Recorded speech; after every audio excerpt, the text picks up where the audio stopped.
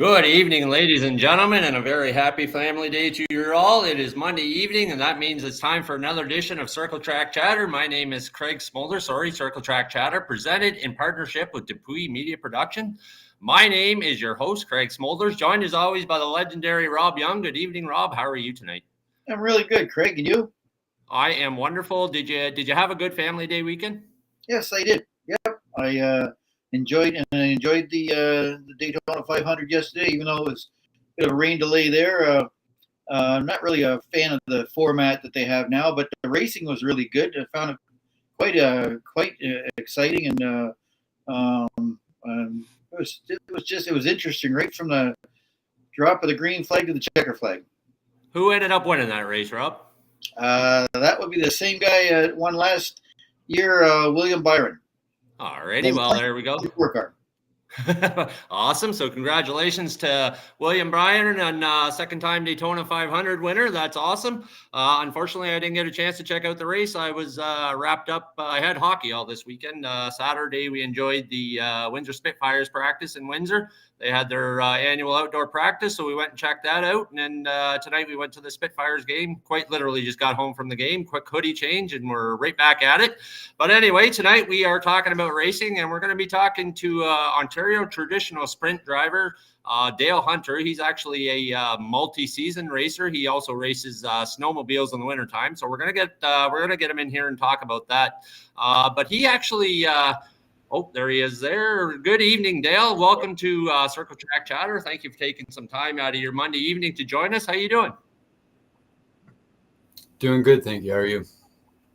I am very good. Like I said, thank you very much for joining us. I know you do some racing in the wintertime, but besides that, how's the sprint prep season going? Are you getting the car all ready to go?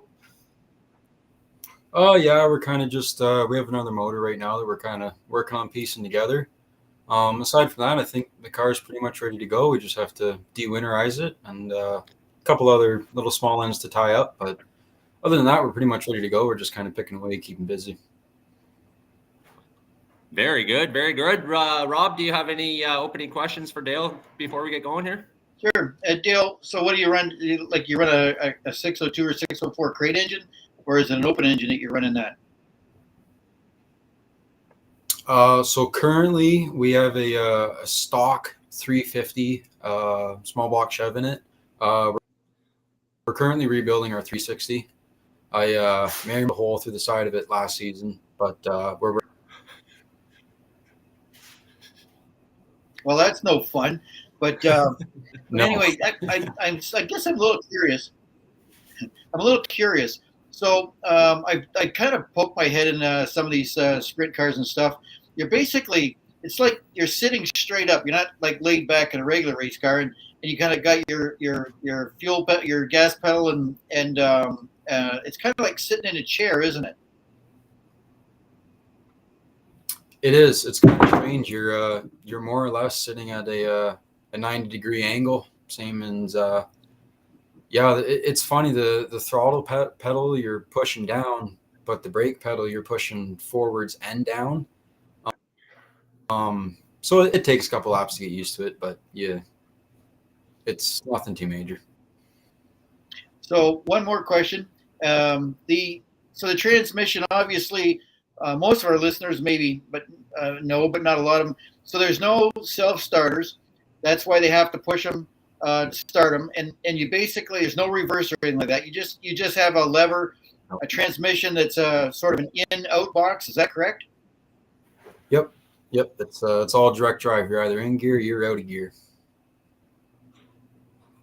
Yep. Okay, back to you, Craig.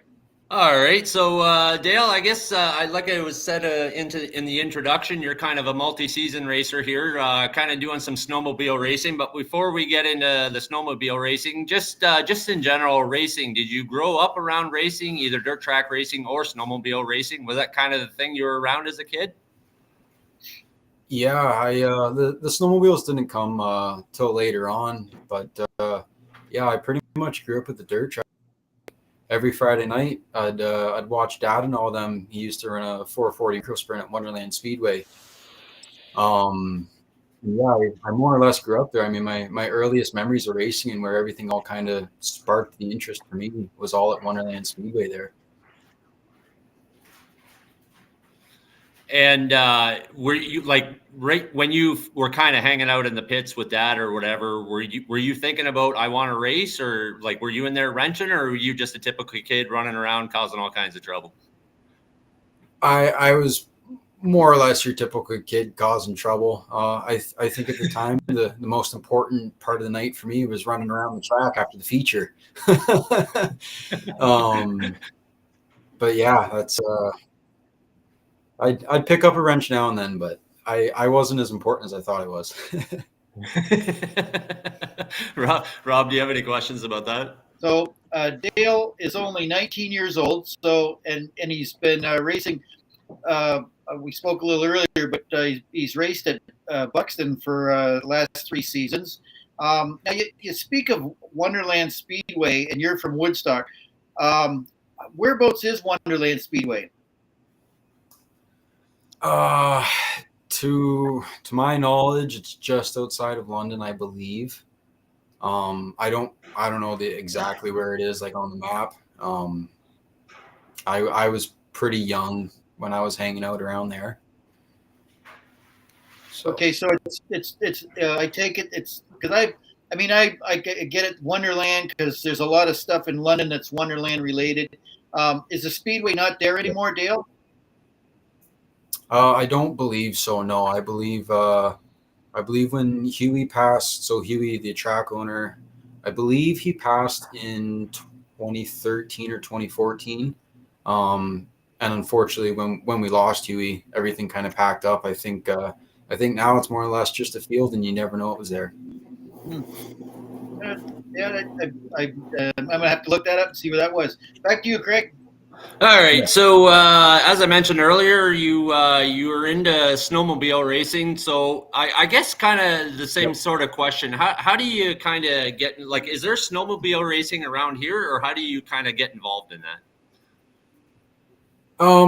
There's not a whole lot around here, so to speak, in Southern Ontario. Mm-hmm. A lot of it is in and around the Peterborough area.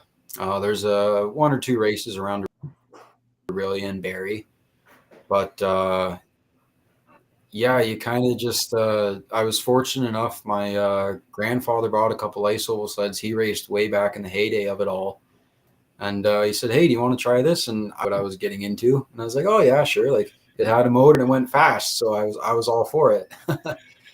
So yeah, we headed up to a race in Picton, Ontario. I think that would have been January 19th of 2019. I had just turned 13, and yeah, we went up to Picton and raced for the weekend. I think I ended up getting a podium on Sunday or something. And it kind of just kicked off from there. We were only going to run 1 or 2 races, and I think we ran the whole season that year. Wow, that's crazy. Well, Dale, you're going to have to excuse me. I'm completely ignorant when it comes to snowmobile racing. I know absolutely nothing about it. As a matter of fact, I've never even watched it. So for the fans out there that might be interested or don't necessarily know, why don't you kind of help us out and sort of explain how snowmobile racing, like, I assume it's the same thing. You'd have different classes. You'd have like a pro class and sort of a rookie class and type of thing. But I don't know how that would work with engines and things. So maybe you can just kind of walk us through it. Right. Yeah, so basically, like, if they've got the younger support classes, so to speak, kind of helping the younger racers move into the bigger classes and such. But one of the most popular classes is the junior F340 class. So they're based off of a, I want to say, 87 to 89 Indy Light 340, something like that, one of those years. More or less, you throw on a short little pair of skis, stud the track, drop the suspension in it. We run a lube system on there because we're racing on an ice oval. We don't have the snow to keep all the high facts and stuff in the skid cool. So we run a lube system with another fuel pump, and we run a bunch of lines and all that, just keeping the sliders nice and cold. But yeah, there's there's not a whole lot you got to do to this sled. There's enough. Like you gotta spend a little bit of money, but relatively speaking, to get started, you're not dropping all kinds of money. Okay, that's thank you very much. That's all good information. I see in some of those pictures you're pretty much kind of hanging right off the side of the sled there, which would be complete contrast to sprint racing where you're fully contained and you got the cage right there around you. What's the kind of adrenaline rush when you're kind of out in the wide open like that and you're hanging off the sled? Like how long does it kind of take you to get kind of used to that sort of thing and get comfortable with it? It definitely took me a while. I mean, it's a strange feeling. You're there, like you said. There's nothing surrounding you. You don't have a 5-point harness or a chassis to sit in or anything like that. So if you mess up, you're going for a ride. But I think it took me 1 or 2 seasons, and it was getting to the point I'd be dragging my knee along the ice, and I was going through a pair of snow pants once a weekend. Um, so it's kind of one of those things that you become accustomed to, and you don't really think about it. But it's definitely something to get used to. You feel like you're going a lot faster than you really are. Okay. And what about like track size? How big of a track would you be kind of be running on? Majority of the tracks that we run here in Ontario, a lot of them are a quarter mile. Maybe there's 1 or 2 3/8 miles. But aside from that, like all the tracks are about the same size. Now, some of the national stuff that we go to, such as Valcourt, Quebec, or Beausejour, Manitoba, those are both half-mile tracks. And it's strange. They're big and fast, but they're so wide and they're so long with sweeping corners. It doesn't feel like you're going that quick. It almost feels slower in a sense for me personally. But yeah, you're anywhere from a quarter mile to half mile. Okay. Rob, do you have any questions about any of that? Well, Dale, where you're not, I mean, you're from Woodstock, so not too far away from us. But around here, we don't get too much snow. Most of what we do on a smaller scale is go karts and stuff. But I can see where up in Quebec and Vermont and Maine and whatnot that this would be really popular. I like that idea of being able to lean over and adjust. You don't have to worry about making too many chassis adjustments. Just all with your body. Also, I noticed some of the stuff I watch on TV, and I'm just looking at that back bottom picture. But it's all like a standing start, Dale. There's no rolling starts. You basically line up and go. Is that how it is? Yep. We all line up on the line, and flagman he'll step back and go through his motions, and as soon as he lifts a finger on that flag, you better be ready to go. It's more or less the same as a motocross start, as a gate drop. Yeah. You hope you get the whole shot, and it's kind of one big game of chicken going into corner one. Yeah, well, that's something that you want to make sure you got lots of traction. Throw your weight back on that track so you get lots of launch. So there's a lot of technical stuff that you'd have to know or learn as you go in snowmobile racing. Very interesting.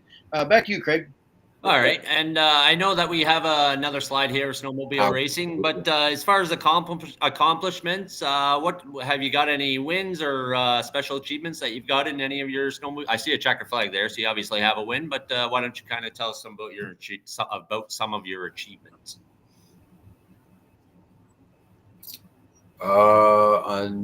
You kind of cut out a little bit. I'm having issues with my connection. Okay, I apologize for that. I was just saying that I see a checkered flag there. How many wins do you have in the snowmobile racing? Yep.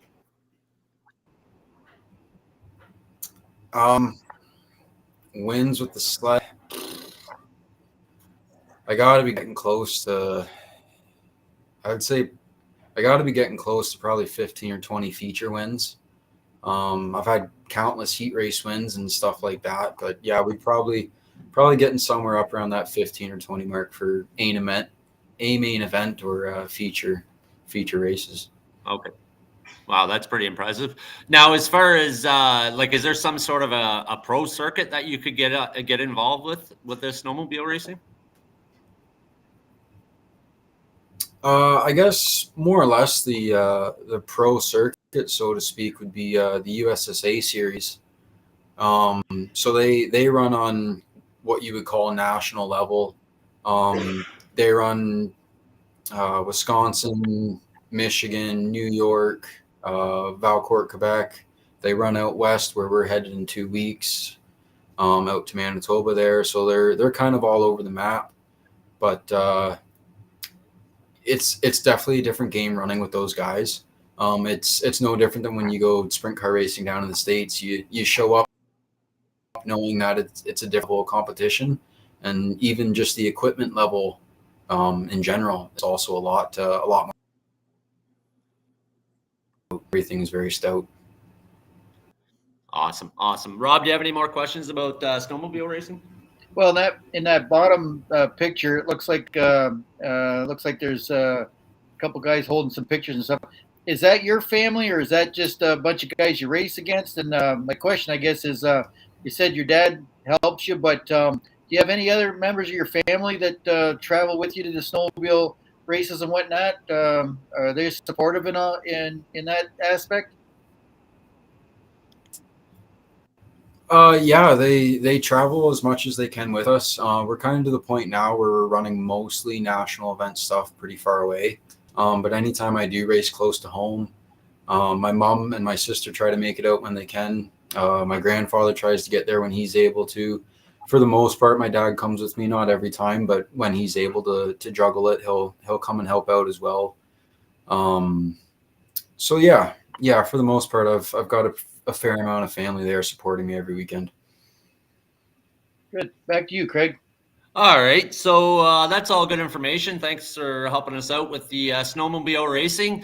At some point, you decided that you're gonna try your hand at sprint car racing, and I guess September 10th, 2001, or 2021, excuse me. That was your first time in a sprint car. What kind of led to that? And leading up to that, like, had you had an opportunity to practice any simulator work, anything to kind of prep you, or were you just going out there and just winging it? Yeah, so my dad had been racing for John Watson for a few years previous to that. I think he'd been racing for him for probably 5 or 6 seasons by that point. And every Wednesday night I go to the shop and help out. And John took quite a notice to the snowmobile racing and how quickly I was picking up on it.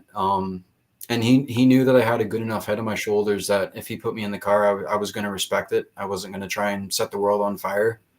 So yeah, him and dad brought it up one night and they're like, hey, like, what do you think? You haven't raced anything previous to this car wise, but we know that you're smart enough not to go out there and junk the car. And we know that you've put your time in the shop and you understand how a lot of the things work on the car. And I don't think I slept for however long it was until that first practice night. I'm pretty sure I was wide awake every night until then. I didn't really see it coming. I knew there was some small talk about it, but I really didn't think it was going to progress or happen as quickly as it did. But yeah, that picture was from September 10th of 21. So I would have been 15 at the time. I didn't even have a driver's license yet. And yeah, they put me out for 2 or 3 practice nights, I believe.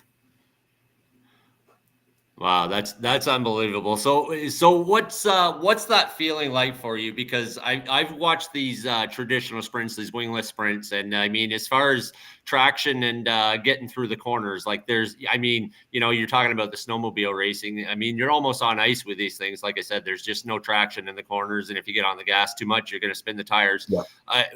How long does it kind of take you to get comfortable with that? And like I said, your first couple of laps, are you just hanging on to her? Like, does that wall come up fast on you? What's that experience like for you, Dale?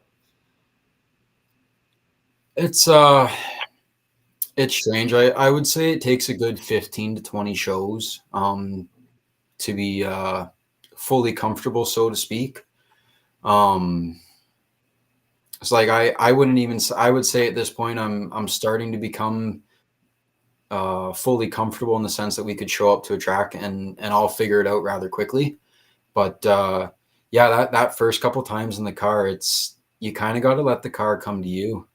It's funny. The harder you drive the car, the easier it becomes. but you can't force yourself into driving it too hard, or like you said, that wall is going to come up really quick, and it's forgiving at all.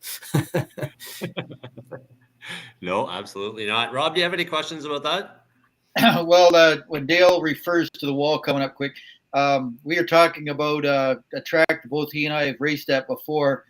Silver Bullet used to be Owendale Speedway, but it's kind of in the middle of the thumb as far as Michigan is concerned. And we were talking about the wall at that track and how fast it comes up coming off turn 4. But anyway, I don't know what chassis you run, but I know that that Bicknell builds some chassis, and they've got a lot of components. And I see Glenn Stires is building some chassis. What chassis do you have, Dale? So me and my dad both run XXX chassis. We're XXX chassis and garage built motors. Well, there's nothing wrong with that. And I've spoken with a couple of sprint car guys before about how much rear tire stagger you guys run. On a traditional late model or street stock, we run usually no more than about 3 inches. What do you run for rear tire stagger in a wingless sprint car, Dale? Usually in a wingless sprint car, I mean, it all comes down to what size track you're running, what the clay looks like that you're running on, stuff like that. But usually we're somewhere around. I think for Buxton specifically, start of the night, I like to go out with roughly 15, 16 inches of stagger. Sometimes a little more, sometimes a little less. Well, I'll tell you right now, there's a lot of guys that are listening right now. Their jaws are hitting their floor when you say that much rear tire stagger, and you got to think, holy crap, that's putting a lot of torque. But that's how you make those things turn, isn't it? Man, it really that's got to be a lot of fun to drive. But anyway, back to you, Craig. All right, Cole, if you can just keep that picture up there. I know that picture's from Silver Bullet. We'll talk about that in a second, but I just want to go back because your first race, your first actual race was May 28th, 2022. You had an opportunity to race Dick Mahoney's 410. That would have been at Buxton Speedway. So that was the previous picture there. I see your dad kind of hanging out there. Same type of question. Sorry, Dale. Same type of question. You've gone out there for practice. You had a wide open track. Now you line up with a crowd, which I'm not sure how many cars would have been out there. But what was that like? And now you have somebody racing beside you. Now you have somebody lining up behind you. What was that sort of experience like? Because we said the wall comes up fast. Now I assume the car that's racing beside you comes up even faster. Why don't you kind of walk us through that? Yeah, it's I remember coming to the green flag and I was shaking in my seat. It was my first ever race. All of a sudden I had this 410 motor and I only had about 60 laps prior in John Watson's 360. So I was still completely green and new to it, so to speak. I ended up pulling the lowest pill for the night, so I started on the pole of the first heat race. So it was kind of like, okay, get into the corner quick so you don't get run over, but don't go in too hard and put the car on the wall. I think I finished second or third in the heat race. I believe I kept my dad behind me for 6 or 7 laps. I remember I was through the roof happy about that. And then I think in the feature I think I finished third that night, and my dad finished second. So it was pretty cool to say that in my first feature race of any sorts, me and my dad finished 2 and 3. I remember after the race, we were loading the car up into Dick's trailer, and he was doing something on the workbench, and he had his back turned to me, and I said, "Well, Dick, I guess that didn't go so bad for my first race." And he spun around, and he kind of gave me this funny look, and he said, "What do you mean?" And I said, "Well, that was my first race." Well, I thought he was going to drop down and have a heart attack right there. His jaw kind of hit the floor. He thought I'd raced before. He had no idea it was my first race. Wow. Oh, that's absolutely amazing. So, and then to kind of have your dad there racing with you. And yeah, for sure. Rob, do you have any questions about that? Well, there's just I don't want to miss an opportunity to say that the Dale was the one picture. The guy that was racing against Dale.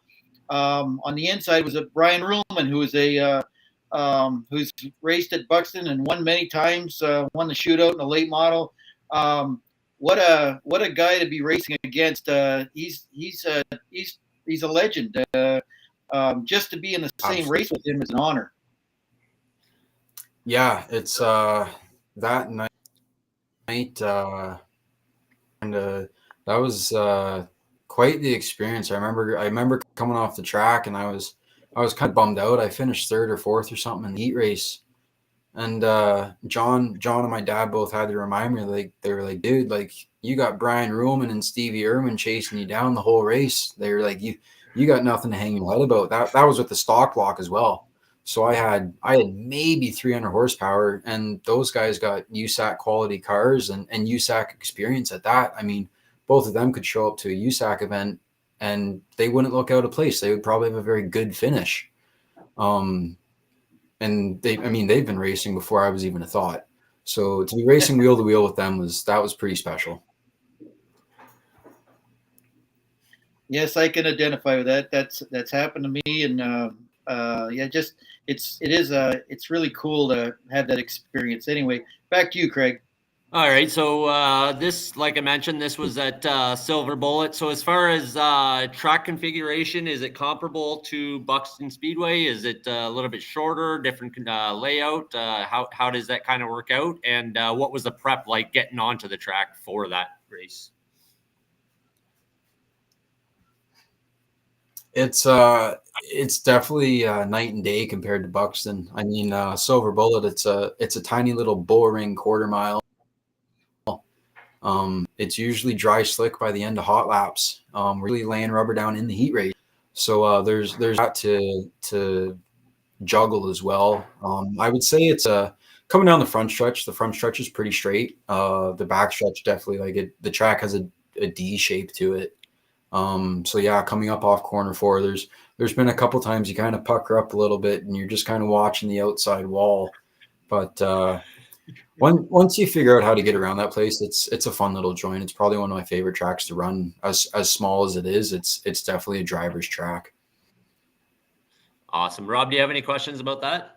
It's also a sandy track. It's very abrasive tires, and it reminds me a lot of, other than like as far as the dirt is concerned, it reminds me of Ridgetown. Very sandy, but yet Dale indicated there, it's sort of a D-shaped track, but opposite the way Buxton used to be. It's the back straightaway that was the D. But yeah, it's a fun track to race at. Back to you, Greg. Yeah, I always enjoy going there. Oh yeah, sorry about that, Dale.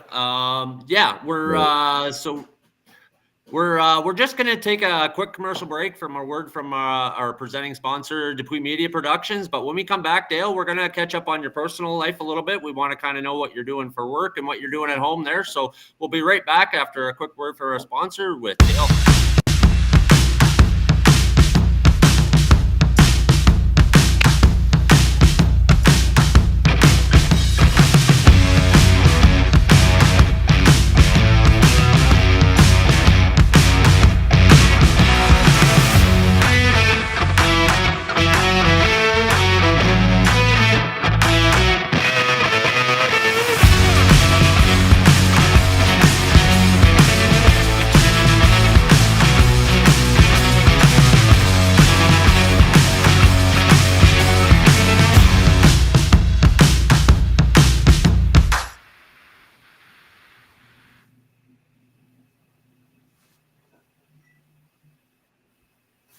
All right, and welcome back to Circle Track Chatter. Craig Smolders, Rob Young, Cole Dupuis back in the production studio. We're all hanging out here with Dale Hunter. Before we went to break, Dale, I was talking about your personal life. So you're 19 years old, so why don't you kind of tell us what you do for a living? And outside of racing, if you kind of have any interests, hobbies, or what you're doing for fun at home.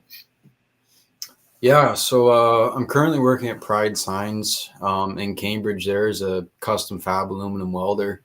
So we build signs for the sides of warehouses, car dealerships, other businesses. But yeah, I enjoy the custom fab side of it because I'm walking into something new every day. Yeah.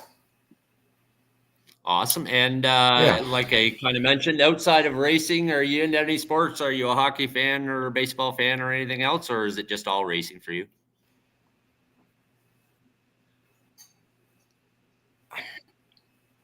Really, I watch the odd OHL game here and there, but aside from that, I keep pretty busy between work and working on the race cars and stuff like that.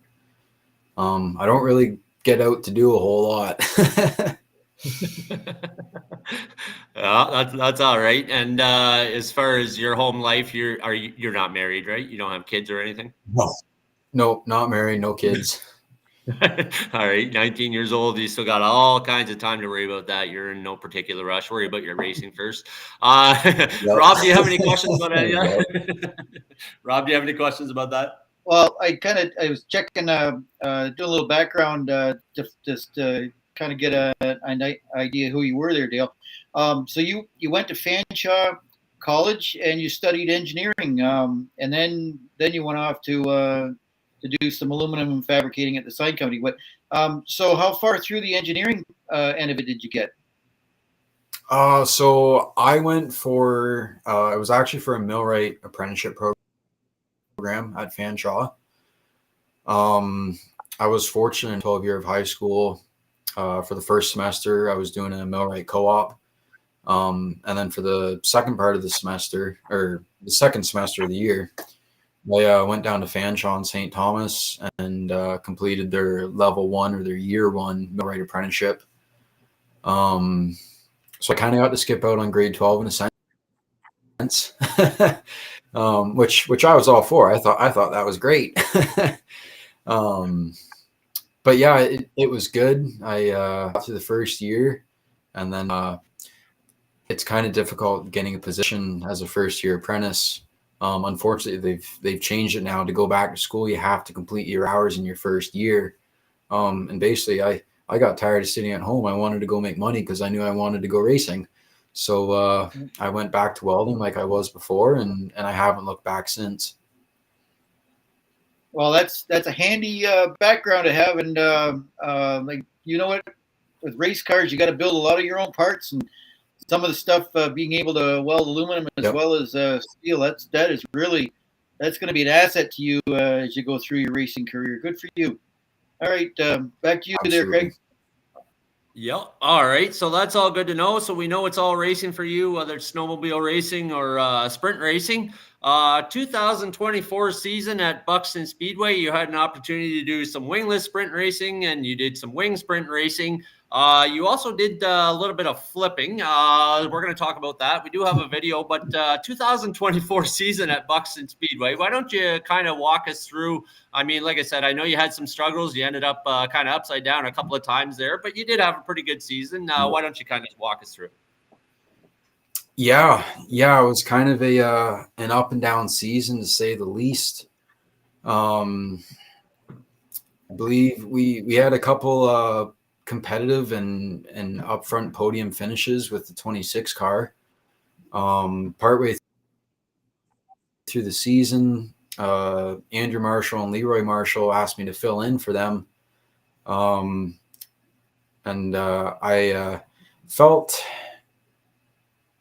going from the 360 to the crate motor, I felt I could push it harder than maybe what the track was willing to give me. Ended up clipping the wall coming out of 4 and went for a little tumble there. And, that was definitely a big learning day. I mean, I went from hero to zero rather quickly.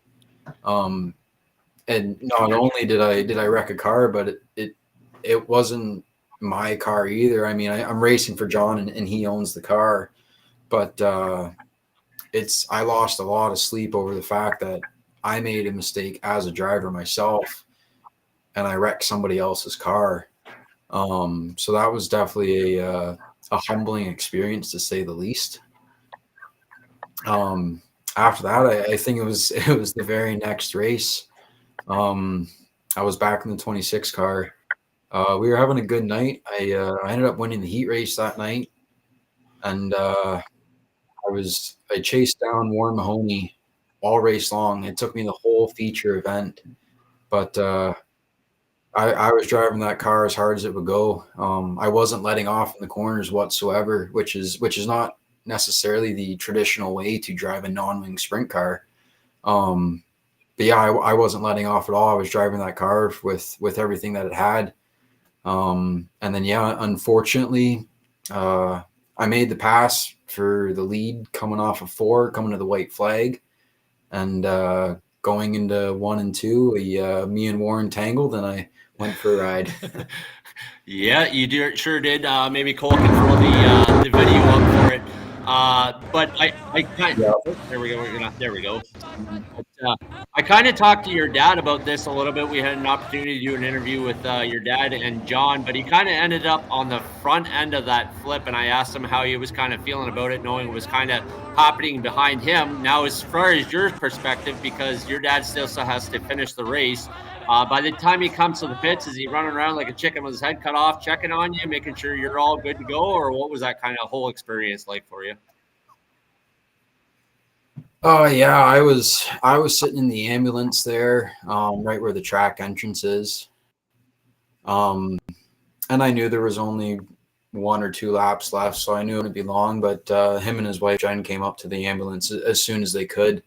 I'm not sure if Dad even went back to the pits. I know the car made it back there, but yeah, him and Jen were there right away.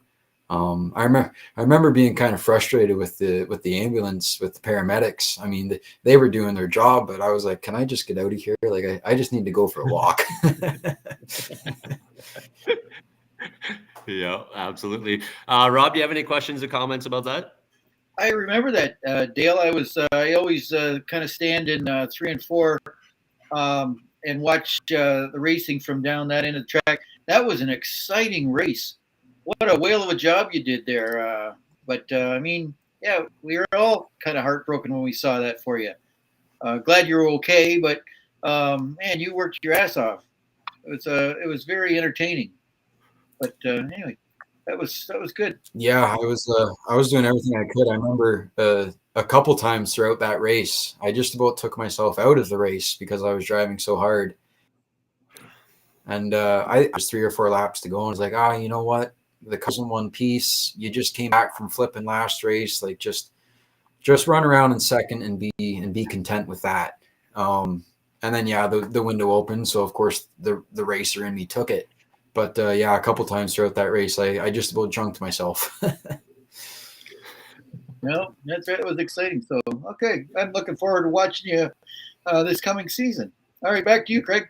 All right, and right on cue, Cole pulls up the wing sprint. So once again, now you got some downforce, you got some traction. What's it like going from a traditional sprint into a wing sprint, getting all that extra downforce and traction? How do you kind of cope with that, with all that extra power you got underneath you? It scared the daylights out of me, to be completely honest. I remember I was going in the corner, and I was trying to take it easy, and the car wouldn't turn because there was all this downforce. So it was the mind over matter of the harder you drive the car, the easier it's going to be. But yeah, it scared the daylights out of me going into the corner with that much extra speed and trying to trust the car. Oh, that's amazing. Well, I mean, so comparing the two, wing, no wing, what are you sticking with? What's your preference on the sprint racing?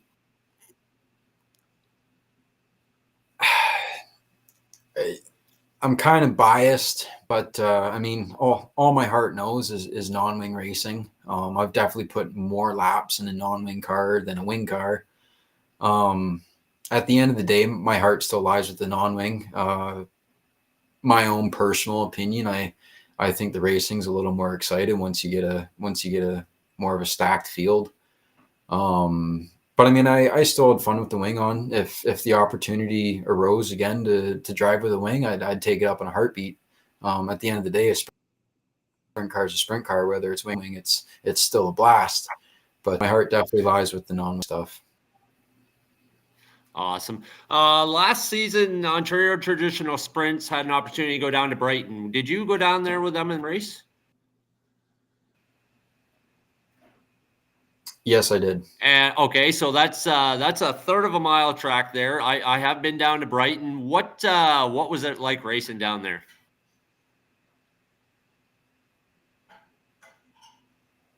It was interesting to say the least. I'm thinking it was more so, but I struggled a lot of the night trying to figure out the track.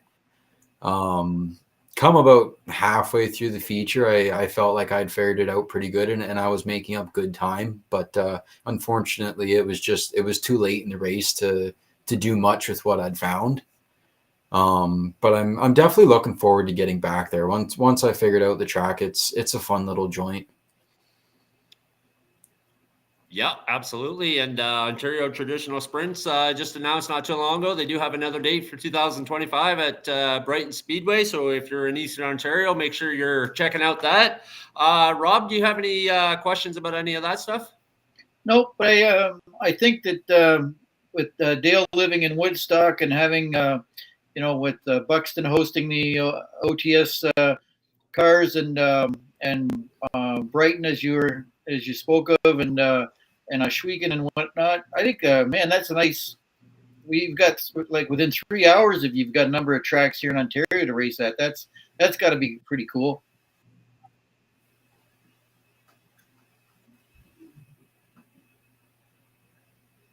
All right, so kind of looking ahead here at the 2025 season. As I mentioned, you're going to be at Buxton, or as Rob mentioned, you're going to be at Buxton Speedway. You're also going to be at Brighton. But as far as prepping for the season, have you got the car ready to go? You're getting it ready to go. What do you got going on in the shop at home? Yeah, I think car-wise we're pretty much ready to go. We still have to de-winterize the motor, of course, and a couple other little small things to tie up, such as, we still got to put a setup in the car and figure out what tires we want to run and stuff like that. But right now we're kind of just picking away at rebuilding our 360. We're hoping to have it put together and ready for the start of the season, if not shortly after. Kind of waiting on a couple parts to come in and stuff like that right now. But yeah, we're just kind of picking away, keeping busy. Awesome. And as far as 2025 goes, are you going to be going down to the States doing some traveling, or are you just kind of planning on sticking around home this season? We're definitely hoping down in the States with the GL series. Right now, there's some stuff going on with the border. We're not really sure where that's going to lie. We're going to try and go. Worst comes worst, they turn us around at the border.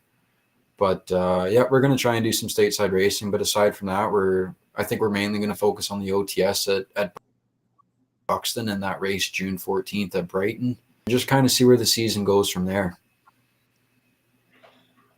Fantastic. And looking to the future, a few years in the future, what do you think is going to be going on? Are you gonna try and do a little bit of traveling? Maybe get on a national touring series, or what's the plan going forward, Dale? It would be cool to go run a national event. I expect to be running in the middle or the back of a B main, but I honestly, like, that doesn't matter to me. Just to be able to say that we made an attempt at it, that would be pretty special. Yep, absolutely. Rob, do you have any questions about any of that? No, I'm again excited now that I've met Dale. Can't wait till he comes to Buxton. I'll wander over there, have a look at his car, and yeah, it's the cool part about this show is not only for the fans. The fans get to know the drivers. We do too. So I'm looking forward to seeing you at Buxton, Dale. It's coming up quick. Yeah, absolutely. And I've had an opportunity to kind of hang out in the pits with Dale as well. So, you're you got a great personality. You're a very nice young man, very well mannered. So fans, if you're out at Buxton Speedway, or if you end up at Brighton and Dale's racing, make your way over to the pits, go say hi. I'm sure he's got all kinds of time for you. He'll sign some autographs and hang out with the kids, say hi, maybe let you sit in the car. I don't know if you're superstitious about any of that kind of stuff, but maybe the fans can come say hi and take a picture or whatever. Oh, Awesome. Well, absolutely. that's all It's good. any chance I get if someone wants to sit in the car, I'm doing that. Awesome. Awesome. And Dale, my favorite question is if money was no object and you could go anywhere and do anything, what's the dream for you? The dream race, dream track, dream series? What is it for you, Dale? I think my money being no object. I think the big dream would probably be running a USAC race at probably Eldora. It's one of those tracks where it's either hammer down or try slick. But at the end of the day, you say Eldora, and everyone knows what track that is, where it is, the prestige there. So yeah, I think at the end of the day, I mean, if I could go run 4 Crown at Eldora, that would be the cherry on top for me. Awesome. Well, we wish you the best of luck. I mean, hopefully maybe one day you'll hit the lotto or something and you can make your way down to Eldora, and we'll be there alongside, either watching on TV and checking it out and say, hey, I interviewed that guy. I know him pretty good. I hung out with the pits and now he's racing at Eldora. That would be pretty cool. But Rob, do you have any more questions for Dale Hunter before we let him off the hook here? Nope, but you kind of hit the nail on the head. He's very personable. And not only do the little kids may want to come over and sit in that sprint car, I wouldn't mind sitting in the thing myself. So maybe you'd allow a big kid to sit in there. Would that be possible, Dale? Oh, absolutely. No questions asked. Absolutely, that's possible. Thank you. Awesome. Well, we're going to look forward to that. We'll make sure we're there for pictures and videos because we're all about the media here. So we're going to have to make sure we post the pictures and videos. But honestly, Dale, I mean, 2025, wherever it finds you, whether it's Buxton, Brighton, or somewhere in the States, we wish you all the best of luck. And we absolutely thank you for taking the opportunity to join us on Circle Track Chatter. This has been a lot of fun. Like I said, you haven't done a lot of racing, but you got a lot of racing ahead of you. And like I said, we wish you the best of luck, and we hope we'll see you down in Victory Lane. Thank you very much for joining us, and I hope you enjoy the rest of your evening. Yep. Thank you. Yep. Thanks for having me. Yep. Good night, Dale. Well, there we go. Rob, we know a little bit more about Dale Hunter. What a great guy. He's a lot of fun to talk to, isn't he? Yeah. No, you know what? I didn't really because I hadn't met him before, but once you put that video up there, I remember that was a heck of a race. Man, he ran hard, and he's a good race car driver. Yep, absolutely. Well, fans, this has been a lot of fun. We'd like to take this opportunity to thank you very much, fans, for joining us once again. We had a great time talking to Dale Hunter, and we wish him all the best luck in 2025. Buxton Speedway has their Buxton Blizzard coming up, so if you're into enduro races, make sure you're checking that out. I don't have all the details in front of me, but I believe I saw somewhere that Dirt Dog Media will be out there doing the live stream. Not 100% sure. I'm sure somebody will correct me on that if I'm wrong. But thank you very much for joining us on Circle Track Chatter on behalf of Cole Dupuis in the production studio and the legendary Rob Young, my co-host. My name is Craig Smolders. This has been Circle Track Chatter, and I hope you enjoy the rest of your Family Day weekend. And we will see you the next time on Circle Track Chatter. Thank you very much. Good night. Good night, everybody.